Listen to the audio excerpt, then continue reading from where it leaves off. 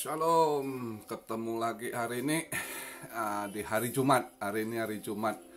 Ah, karena ada teman saya yang WA nanya saya, katanya di Indo ribut soal vaksin. Kok gimana menurut engkau, katanya kan. Terus saya ingat, saya bilang saya udah pernah buat videonya kalau nggak salah sebelumnya. Saya ungkap soal vaksin itu, saya bilang kan. Iya, di Indo ribut tuh soal vaksin yang katanya ada pula yang situs orang Kristen juga katanya yang mencecar pendeta Gilbert, katanya pendeta Gilbert itu udah ini orangnya New World Order bla bla bla bla lah, nggak tau lah, gue pusing dengernya. Terus gue bilang orang Kristen tuh harus pinter, gue bilang ya. Jadi orang Kristen tuh harus pinter, jangan apapun yang ditelan mentah-mentah, nggak diolah pakai otak. Saya bilang teman saya yang di Indo ya, saya bilang kasih tahu teman-teman kalian yang di gereja tuh, terus kalau apa perlu suruh lihat video saya udah jelaskan di sana. Bukan karena saya ngomong aja, saya punya background. Saya pernah kerja di hospital, di nutrition staff di John Hopkins Hospital dulu di Amrik.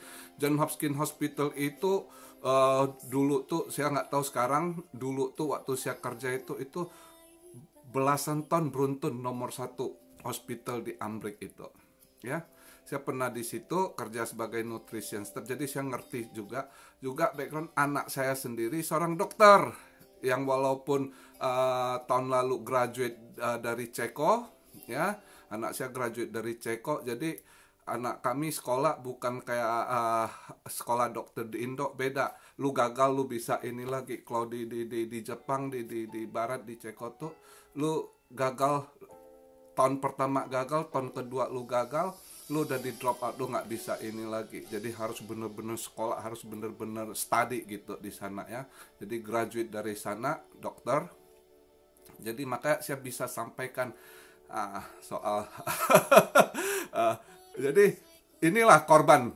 Makanya saya selalu bilang, kalau yang ikut video saya udah ngomong, saya nggak suka bahas soal akhir zaman. Nah inilah korban-korban yang bilang ini udah ada nano chip, ada chip ini tuh ya kan, segala lah dengan kode barcode, segala teori konspirasi itu semua teori belum terjadi. Saya udah ingatkan, belum, teknologi belum sampai ke sana. Pakai logika aja coba. Sekarang begini, mau yang kamu percaya mana? Dia bilang ada nano chipnya, buatan negara mana? Coba pakai logika, jangan ngomong menghujat terus mereka menuduh senaknya gitu ya. Dengan otak yang nggak bekerja gitu ya kan. Ciptaan yang mana? Pfizer, Sinovac Cina, atau yang Rusia apa namanya itu, atau yang Israel, atau yang Amrik satu lagi Moderna, atau yang mana? Ya kan, masing-masing punya misi, punya ini, cara buatnya juga beda-beda ya kan. Dia punya kadar masing-masing beda. Contohnya aja begini, Pfizer saja itu vaksinnya itu harus di keep di dalam derajat minus berapa puluh derajat, kalau nggak salah 50 sampai 70. Kalau Moderna sekitar minus 20 30 gitu, kalau nggak salah. Saya lupa ingat, saya baca dia punya ini ya. Jadi gobloknya itu sangat gampang percaya. Udah ada chipnya di serumnya, di vaksinnya ini itu, terus ada barcode-nya. Lah barcode itu kan tanda kode dari dulu, itu sistem barcode dari zaman bahulak udah ada. Lu pertama kayak barcode, lu misalnya mau ngirim barang aja lu pakai barcode dulunya sebelum ini ya, untuk tracking. Ya kalau orang itu di obat ada barcode-nya untuk tracking, ini obat ke siapa, umur berapa, ini datanya ada gitu ya kan. Kok jadi manusia goblok begitu? Jadi orang Kristen tuh harus pintar, harus smart ya. Jangan nggak edukasi terus baca berita-berita hoak, berita-berita konspirasi terus menghasut begitu. Boleh kalau Anda bilang diragukan vaksin misalnya efek sampingnya apa, ya kan? Ada efek samping apa? Nah itu yang dibahas masih make sense, masuk akal.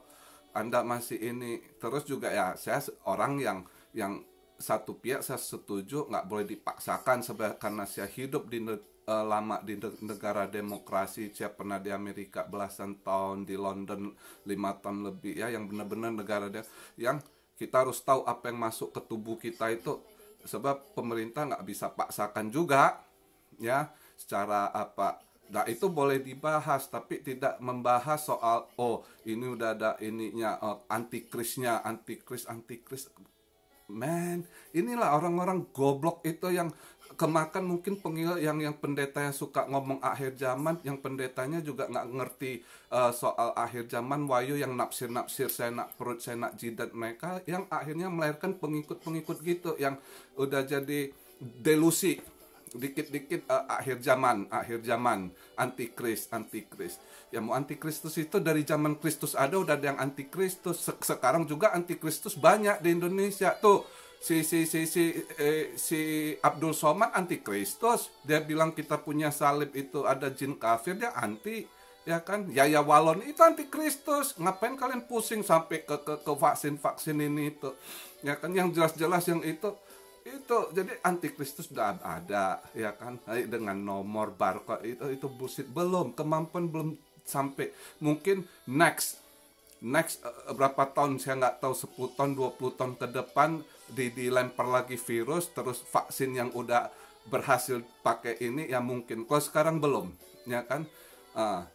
Saya nyatakan saya belum, karena best of education, best of knowledge, saya berani katakan ini dengan banyak teman-teman saya yang dari kedokteran juga, termasuk keluarga saya banyak yang dokter, anak saya sendiri seorang dokter gitu, ya kan.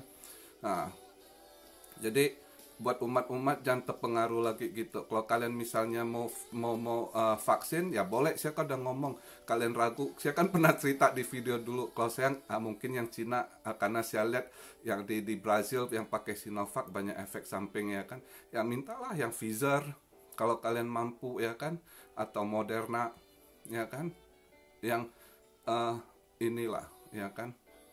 Itu sih. Terus satu lagi pertanyaan ke saya soal katanya juga heboh apa ramalan Mbak Yu yang pesawat tumbang, ya apa ya.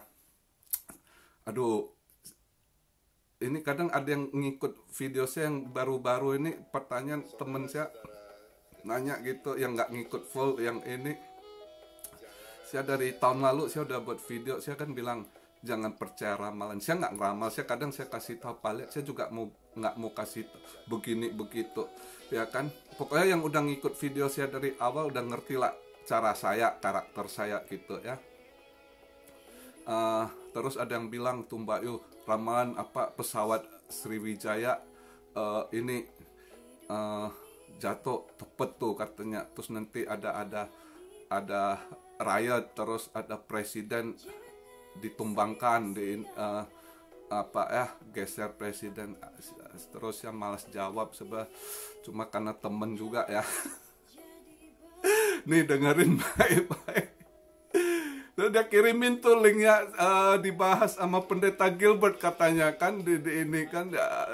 Saya bilang aduh, ya udah gua jelasin gini, gua bilang ya kan. Lu ada waktu nonton video saya yang sebelum-sebelumnya, saya bilang jangan lu skip pilih-pilih yang investasi doang, gue bilang kan. Aduh, pusing gua. Jadi gini, jadi basicnya ya kadang manusia ada ini ya. Kadang saya kan udah jelaskan ya kan.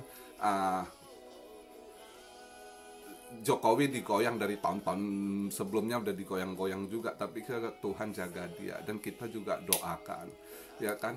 Nah seperti pesawat jatuh itu ya kebetulan kalau orang percaya terjadi. Kalau apa memang ada secara alam itu, saya kan udah bilang ada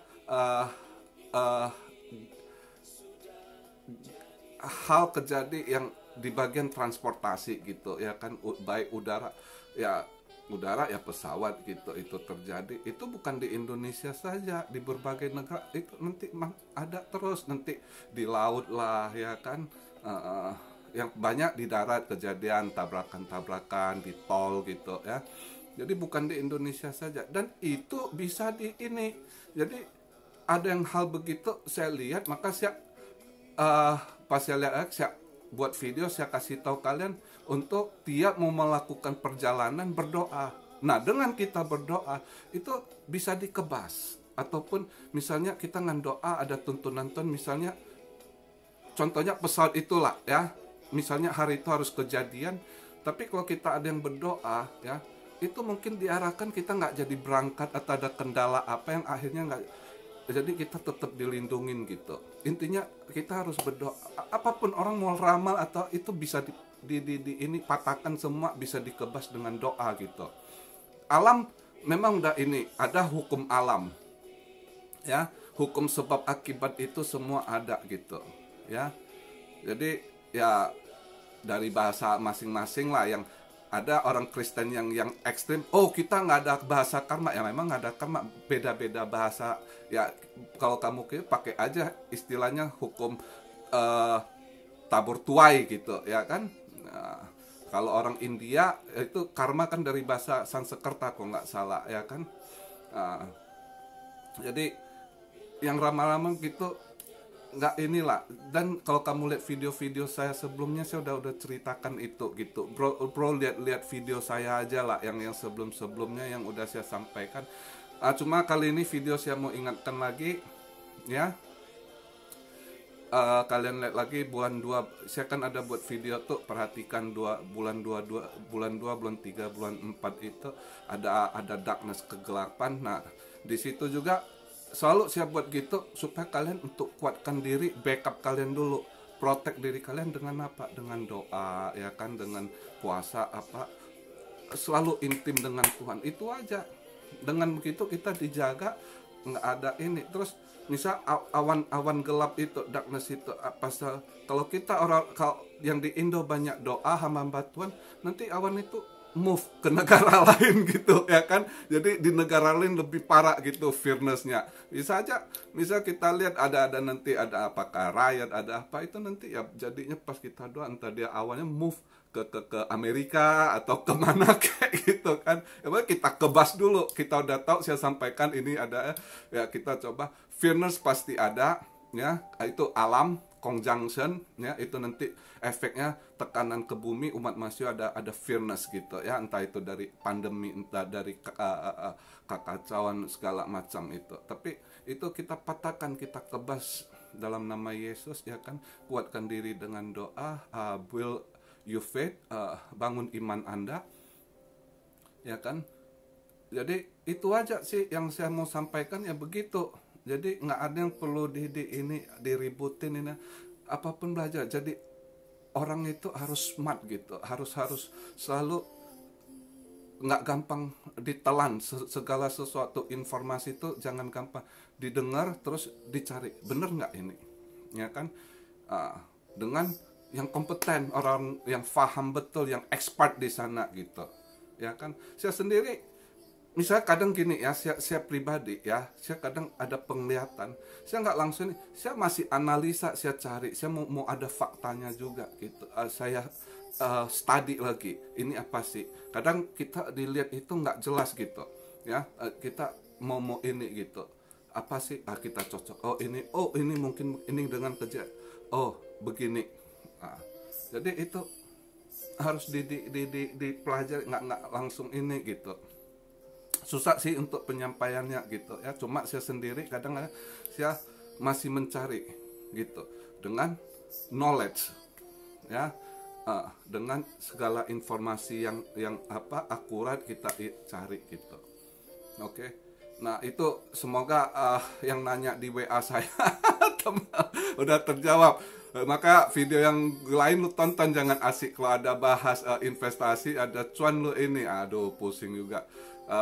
Gini, oh ya sekalian bahas soal investasi, saya mau ingatkan buat teman-teman yang investasi ya kan, video kemarin saya udah ajarin ya, tapi saya nggak suruh kalian, saya bukan advisor ya, saya tidak paksa suruh kalian harus, cuma saran saya ada kesempatan di ini manfaatkan ya kan, dengan modal kecil. Misalnya yang mau invest modal kecil, tapi invest, tidak boleh trader ya. Trader berarti gambling, kamu gambling. Kalau trade, investasi itu seperti kita menanam pohon, nunggu, sabar, harus sabar, nggak boleh tamak, tunggu buahnya. Pohon yang kita tanam itu berbuah.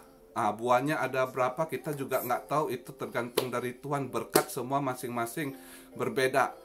Kamu boleh invest ini, aku boleh invest itu, tapi hasil tiap manusia beda, karena tiap-tiap kita berkat dari Tuhan beda, ya kan?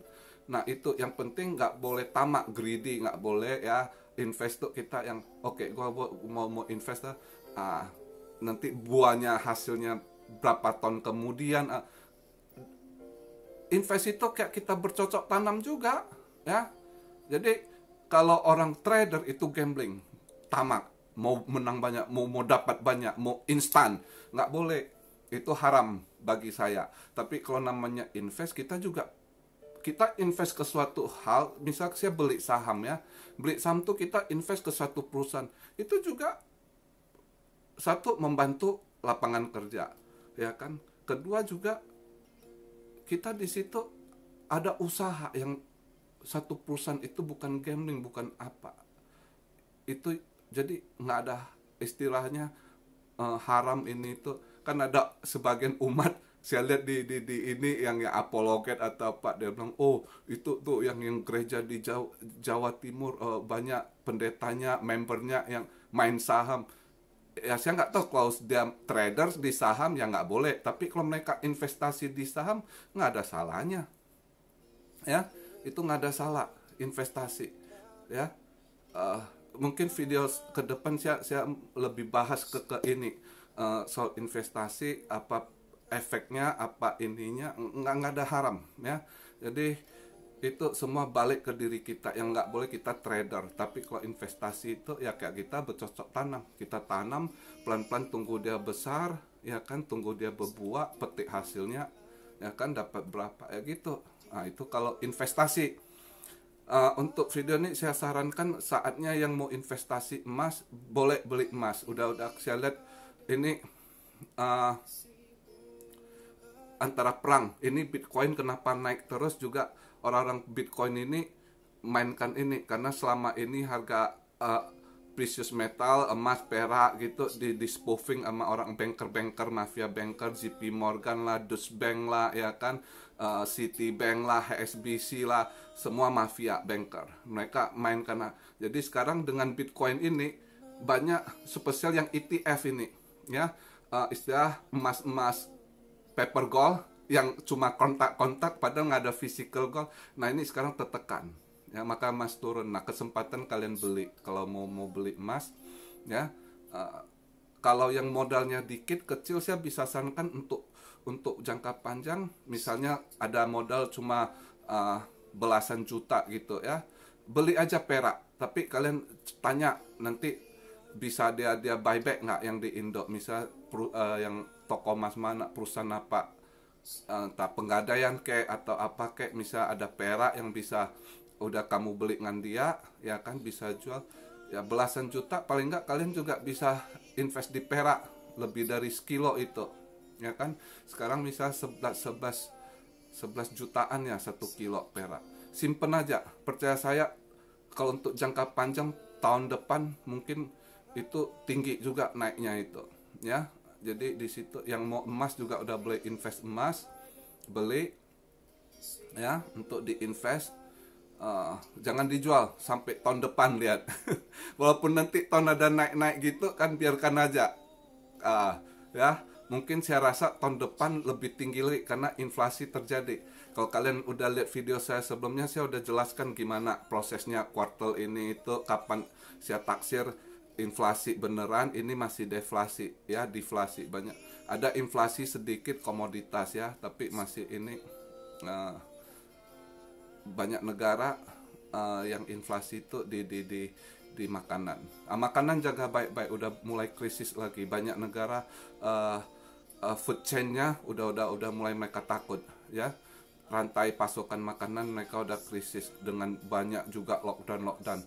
Jadi kalian berhemat, terus juga makanan dijaga gitu ya, hemat-hemat juga food chain kita. Tapi untung presiden kita udah siapkan food state-nya semua ya kan, puji Tuhan. Ya itulah, kalau kita berdoa tuh semuanya di dalam lindungan Tuhan. Mau krisis semacam apapun terus tetap Tuhan jaga. Cuma kita sendiri ya harus hidup dengan benar ya. Hidup dengan benar, selalu doa dan serahkan semuanya amat di atas. Oke. Jadi video saya hari ini sampai di sini. Semoga jelas buat yang nanya-nanya. Oh ya, hampir lupa buat David Tarigan. Ini jangan beli tether enggak ini. Kamu keep aja XRP, kamu nggak usah jual. XRP saya lihat beritanya ada dealing juga di Alaska Anchorage, udah mereka bank sana udah accept juga. Sedangkan Jepang aja XRP nggak di-ban. Biarkan aja, kayaknya XRP ada kerjasama setelah Biden ini. Jadi keep aja XRP. Oke, itu saran saya. Semoga kalian yang di Indo semua dilindungi dalam naungan kasih Kristus. Jangan lelah untuk berdoa, jangan lelah untuk berbuat baik ya. Kalian ada rezeki dan invest, selalu berbagi. Intinya selama ini saya ajarkan kalian berinvest. Kalau kalian yang ikuti saya punya video, sebab kalian udah dapat banyak rezeki, nggak miss dari tahun kemarin. Dari awal bulan saya suruh beli emas, ini itu saya suruh beli ini itu, sebab kalian apa ya, yang mudah-mudahan terus berkat ada pada kalian. Dan jangan lupa saat kalian terima berkat ya kan, berbagilah. Selain 10% kalau kalian mampu juga lakukan selalu, spesial saat krisis gini, diakonia ya, selalu berbagi makanan ya. Diakonnya paling penting. Intinya kasih Kristus terus kita sebarkan. Salam saya Rio dari Tokyo. Tuhan Yesus berkati. Amin. Haleluya.